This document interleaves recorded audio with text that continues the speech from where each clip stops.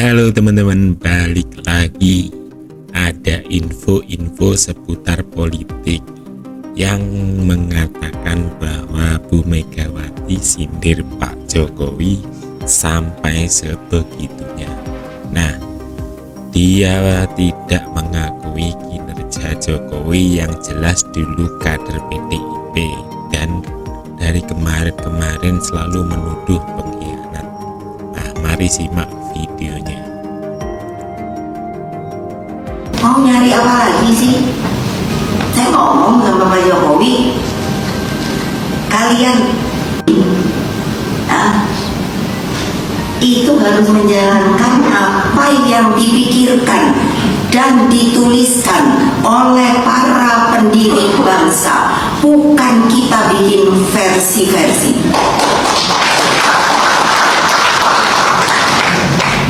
Nah, kalau sekarang saya lihat pemimpin itu bikin versi, aneh.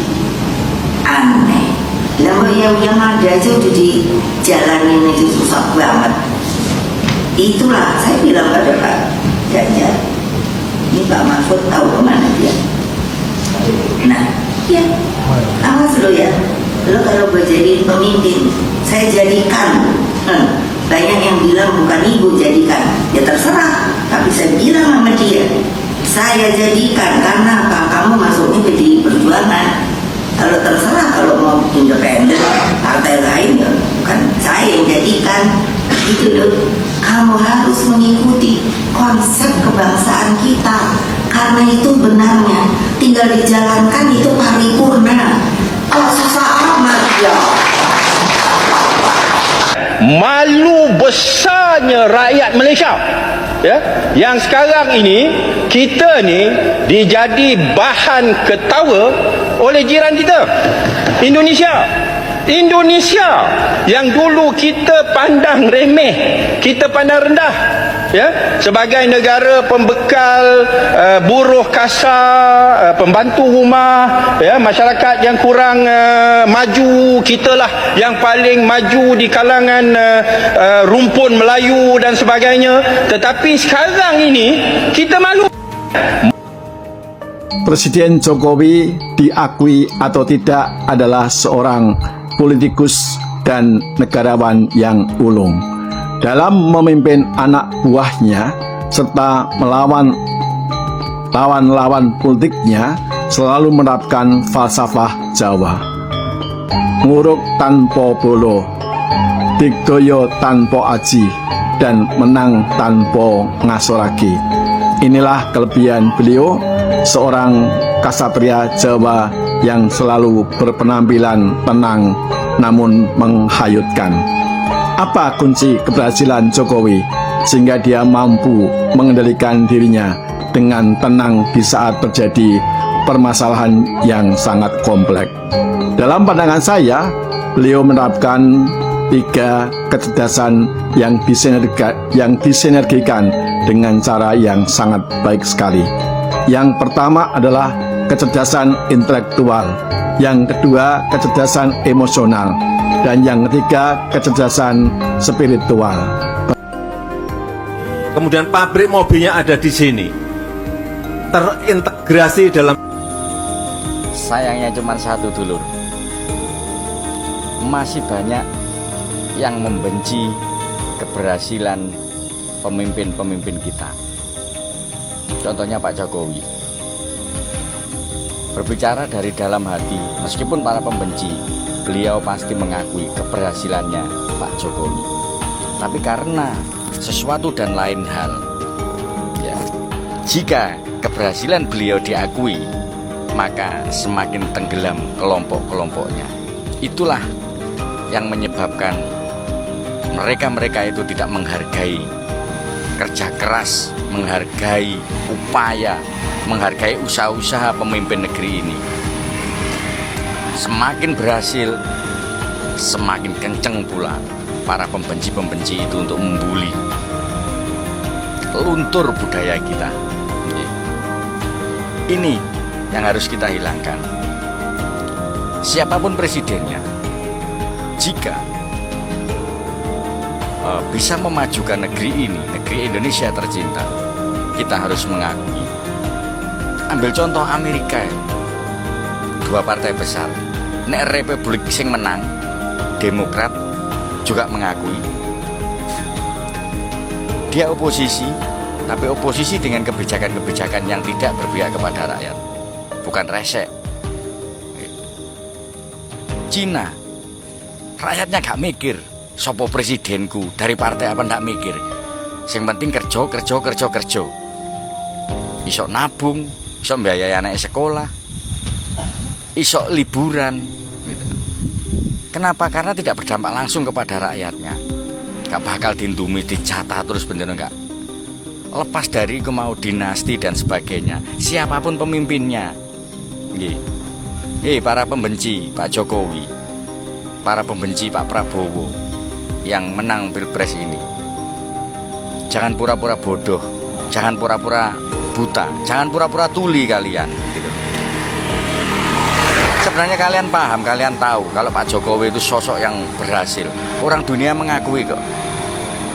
Tapi karena kepentingan golongan, kepentingan pribadinya, dan gak rela Pak Jokowi disanjung-sanjung, akhirnya muncullah kebencian yang luar biasa itu. Semoga saya, kita, saudara-saudara Sorsawu dan seluruh rakyat Indonesia terbuka mata hatinya untuk kembali berbudaya yang baik, mau menghargai pemimpinnya. Salam. Mahkamah Rakyat luar biasa mengadili pemerintahan Jokowi dalam sidang yang berlangsung di Wisma Makara UI pada Universitas Indonesia sekarang berubah menjadi kantor pengadilan. Pengadilan Mahkamah Rakyat. Dan memanggil Jokowi selaku pemilik 9 dosa oleh Mahkamah Rakyat. Kasihan deh loh, Jokowi nggak datang ya. Ya iyalah, rakyat yang mana kau? Kami nggak merasa terwakili oleh kau, dan Jokowi nggak penting datang. Sejak kapan UI menjadi kantor pengadilan? Sejak kapan UI menjadi kantor pengadilan? Lembaga pendidikan kalian ubah menjadi kantor pengadilan. Dasar brengsek kau semua. 300 orang merasa mewakili 196 juta orang. Belum koplak ya kan? Masih sadar, masih waras. Ya, mengaku-ngaku hakim, mengaku-ngaku elemen mahasiswa, mengaku-ngaku akademisi. Tapi kok gak dipakai ya otak? Gak akan hadir Pak Jokowi. Siapa yang merasa kalian tidak mendapatkan keadilan, datang ke istana, jumpai KSP ya. Cukup, Pak Jokowi sibuk membangun negeri, gak penting mengurusi orang-orang kayak kau, orang-orang yang gak pernah bersyukur dengan apa yang sudah dilakukan oleh pemerintahan buat negeri ini. Kau kalau memang tidak puas, sana pindah negara, cari negara dan buat negara kau sendiri, ya. Buat DPR-mu sendiri, buat pengadilan kau sendiri. Makanya kau sekarang punya hakim-hakim baru. Hakim apa, siapa yang melantik?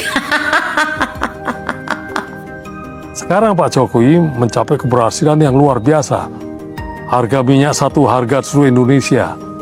Berani membubarkan Petral yang tidak bisa dilakukan oleh presiden sebelumnya. Berani melarang hadirnya HTI, FPI, sesuatu yang juga tidak gampang dilakukan pada era sebelumnya. Mensyaratkan tambang-tambang harus smelter di sini. Menguasai blok Rokan, blok Mahakam yang tadinya tidak bisa dilakukan oleh yang lain.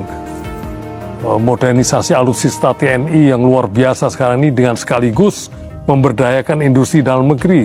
Sampai senjata serbu dari produksi Pindad itu tidak kalah dari produksi Eropa maupun Amerika. Jadi dalam kondisi begitu, orang sedikit-sedikit nanya ke Pak Jokowi, menurut saya wajar. Bukan karena mengkultuskan dia, buktinya dia tidak mau maju lagi. Itu kan, dan rakyat setuju juga bahwa cukup 2 kali.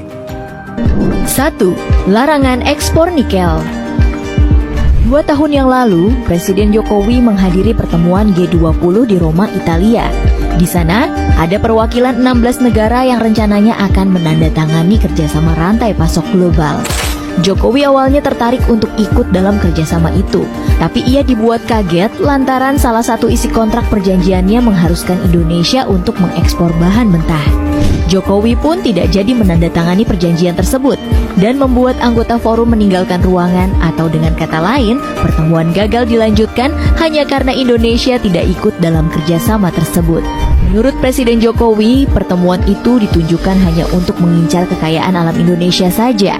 Menurutnya lagi, kalau terus mengekspor bahan mentah, kapan Indonesia bisa melakukan hilirisasi, dan ia ingin Indonesia jangan sampai dibodohi oleh negara lain dengan tidak menjadi pengekspor bahan mentah lagi. Lebih-lebih, ia berharap Indonesia bisa memproduksi bahan mentah sendiri menjadi barang yang lebih bernilai tinggi, seperti nikel yang kita tahu memiliki harga sangat fantastis di pasar dunia. 2. Akuisisi saham Freeport. Setelah 50 tahun dikuasai asing, pada tahun 2018, Presiden Jokowi sukses mengambil kembali tambang emas terbesar di dunia, Grasberg, Papua, dari Freeport-McMoRan, Amerika Serikat.